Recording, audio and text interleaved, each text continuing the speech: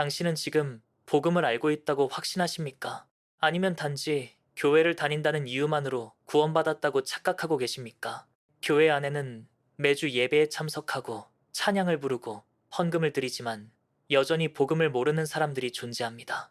이들은 교회 문화에 익숙할 뿐 복음의 능력을 체험하지 않았고 죄를 인정하지 않고 회개하지 않았으며 예수 그리스도를 단지 도와주는 존재로 여기며 살고 있습니다. 예수님은 요한복음 3장에서 이렇게 말씀하셨습니다. 사람이 거듭나지 아니하면 하나님 나라를 볼 수 없다고. 그런데도 당신은 거듭남 없이 교회를 다니고 있다는 이유만으로 안심하고 계십니까? 복음을 모른다는 것은 단순히 교리를 모른다는 것이 아니라 예수 그리스도의 십자가가 나와 무슨 관계가 있는지를 모른 채 살아간다는 뜻이며 그것은 곧 영원한 심판을 의미합니다. 마태복음 7장에서 예수님은 이렇게 말씀하십니다. 나더러 주여 주여 하는 자마다 다 천국에 들어갈 것이 아니요 하늘에 계신 내 아버지의 뜻대로 행하는 자라야 들어간다고 하셨습니다. 당신은 하나님의 뜻대로 살고 있습니까? 아니면 종교적 행위를 신앙이라고 착각하고 있습니까? 복음을 모르는 자의 삶에는 몇 가지 공통된 특징이 있습니다. 첫째, 죄에 대한 감각이 없습니다. 죄를 죄로 여기지 않고 세상의 기준으로 판단하며 자기 합리화에 익숙합니다. 복음은 죄로부터의 해방을 말하는데 이들은 죄에 대해 무감각하며 회개하지 않습니다. 둘째, 예수님의 십자가를 삶의 중심에 두지 않습니다. 복음을 아는 자는 매일 십자가 앞에 엎드려 자신의 죄와 무능을 고백하고 은혜를 붙잡지만 복음을 모르는 자는 십자가를 장식품처럼 여기고 그 능력을 삶에서 지워버린 채 살아갑니다. 셋째, 거룩에 대한 갈망이 없습니다. 베드로전서 1장에서 하나님은 거룩하니 너희도 거룩하라고 하셨지만 복음을 모르는 자는 여전히 세상의 가치와 문화를 따르며 구별됨 없이 살아갑니다. 그들은 예배당 안에선 거룩한 척하지만 삶의 현장에선 세상 사람들과 다르지 않습니다. 넷째, 성령의 내적 증거가 없습니다. 로마서 8장 16절은 성령이 친히 우리의 영과 더불어 우리가 하나님의 자녀인 것을 증거하신다고 말합니다. 하지만 복음을 모르는 자는 이 증거가 없고 믿음의 열매 또한 없습니다. 겉으론 신앙생활을 하는 것처럼 보이지만 내면엔 평안도, 능력도, 기쁨도 없습니다. 다섯째, 하나님의 심판과 영원에 대한 인식이 없습니다. 그들은 죽음 이후의 현실을 외면하고 현재의 안락함과 종교적 습관에만 안주하며 살아갑니다. 하지만 히브리서 9장은 사람에게 한 번 죽는 것은 정해진 것이고 그 후에는 심판이 있다고 말씀합니다. 그 심판 앞에서 당신은 어떤 상태로 서게 될 것입니까? 복음을 모른 채 교회만 다닌다면 마지막 날 예수님의 무서운 말씀을 듣게 될 것입니다. 나는 너를 도무지 알지 못한다. 불법을 행하는 자들아, 내게서 떠나가라. 그 말은 단지 무신론자나 범죄자에게만 향한 말이 아니라 외형적으로는 신앙인의 모습이지만 복음을 모른 채 살았던 수많은 사람들에게 향한 말씀입니다.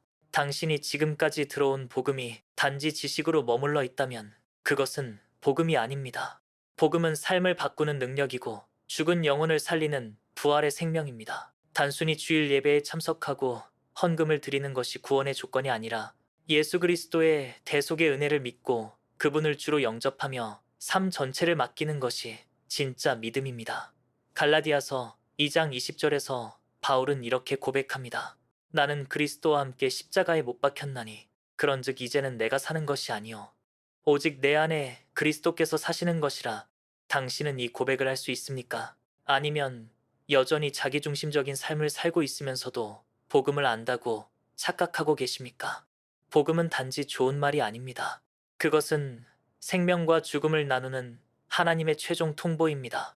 진짜 복음을 아는 자는 더 이상 이전처럼 살 수 없고 삶의 방향이 근본적으로 달라집니다. 이사야 55장 6절은 말합니다. 너희는 여호와를 만날 만할 때에 찾으라. 가까이 계실 때에 그를 부르라. 지금이 바로 그때입니다. 복음을 들었다면 그 복음에 반응해야 하고 믿었다면 그 믿음에 합당한 열매가 있어야 합니다. 교회를 다니는 것이 구원의 증거가 아닙니다. 예수 그리스도의 십자가를 믿고 그 은혜 아래 사는 자, 죄를 미워하고 거룩을 사모하며 날마다 성령을 따라 걷는 자, 그런 자만이 참된 복음을 아는 자입니다. 복음을 아는 자라면 반드시 삶의 중심이 예수 그리스도에게로 옮겨졌을 것입니다. 예수님을 진짜 믿는다는 것은 단지 그분이 존재한다고 동의하는 것이 아니라 그분의 주권 앞에 나의 뜻과 계획과 자아를 내려놓고 전적으로 복종하는 삶을 의미합니다. 야고보서 2장은 말합니다. 귀신들도 하나님이 한 분이신 줄 알고 믿으며 떤다고. 즉, 지식적인 동의나 감정적인 감동은 구원의 기준이 아닙니다. 당신이 예수님을 믿는다고 말하면서도 여전히 자신의 삶을 스스로 결정하고 있다면 그 믿음은 진짜가 아닐 수 있습니다. 진짜 믿음은 반드시 복종과 순종을 동반합니다. 누가복음 6장에서 예수님은 이렇게 말씀하셨습니다. 어찌하여 나를 주여 주여 하면서도 내가 말하는 것을 행하지 아니하느냐. 예수님을 믿는다는 말은 그분의 말씀을 내 삶의 최종 권위로 받아들이고 그것에 순종한다는 고백입니다. 그런데 오늘날 많은 이들이 믿는다는 말을 너무 가볍게 사용합니다. 예수님을 믿는다고 하면서도 여전히 자신이 원하는 삶을 살고 복음을 변형시키며 죄에 대해 무감각하게 살아갑니다. 그것은 성경이 말하는 믿음이 아닙니다. 히브리서 11장은 믿음을 이렇게 설명합니다. 믿음은 바라는 것들의 실상이요 보이지 않는 것들의 증거라고. 진짜 믿음은 눈에 보이는 세상이 전부가 아님을 알고 영원을 기준으로 현재를 살아가며 자기 부인을 통해 그리스도를 따릅니다. 마태복음 16장에서 예수님은 분명히 말씀하셨습니다. 누구든지 나를 따라오려거든 자기를 부인하고 자기 십자가를 지고 나를 따르라. 당신은 지금 자기를 부인하고 계십니까? 아니면 신앙이라는 이름으로 자기 욕망을 정당화하고 계십니까? 예수님은 당신을 위로하고 축복하기 위한 수단이 아니라 당신의 주인이 되어야 하는 분입니다. 진짜 믿음은 예수님이 당신 삶의 왕이 되셨는지 아닌지에서 드러납니다. 고린도후서 13장 5절은 우리에게 이렇게 도전합니다. 너희가 믿음 안에 있는지 너희 자신을 시험하고 너희 자신을 확증하라. 당신은 스스로를 시험해 본 적이 있습니까? 신앙생활을 몇 년 했는지, 교회 직분이 무엇인지, 찬양을 얼마나 열정적으로 부르는지가 중요한 것이 아니라 예수님이 당신의 삶을 통치하고 계시는지가 핵심입니다. 진짜 믿음은 고난 앞에서 드러납니다. 복음을 아는 자는 고난 속에서도 하나님을 원망하지 않고 그 뜻을 구하며 더욱 순종의 자리로 나아갑니다. 진짜 믿음은 죄와의 전쟁 속에서도 드러납니다. 죄를 미워하고 이기지 못해도 포기하지 않으며 성령의 도우심을 간절히 구합니다. 진짜 믿음은 세상의 가치와 충돌하면서도 흔들리지 않는 중심을 유지합니다. 당신은 예수님을 진짜 믿고 계십니까? 그 믿음으로 삶의 방향이 바뀌었고 죄에 대한 태도가 달라졌으며 하나님을 기쁘시게 하려는 마음이 중심에 있습니까? 예수님은 요한복음 10장에서 말씀하셨습니다. 나는 선한 목자라. 선한 목자는 양들을 알고 양들도 나를 안다고. 예수님을 안다는 것은 단지 정보를 아는 것이 아니라 인격적인 관계 안에서 그분의 음성에 반응하고 따르는 삶입니다. 진짜 믿음은 이 관계 속에서 지속적으로 자라고 변화됩니다. 만약 당신의 신앙이 오랫동안 정체되어 있고 죄에 대한 감각이 무뎌졌으며 말씀에 대한 갈급함이 없다면 그것은 단순한 침체가 아니라 진짜 믿음을 다시 점검해야 한다는 신호일 수 있습니다.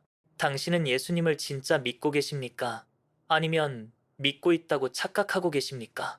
진짜 믿음은 말이 아니라 삶으로 증명됩니다. 당신은 지금 그 믿음을 살아내고 계십니까?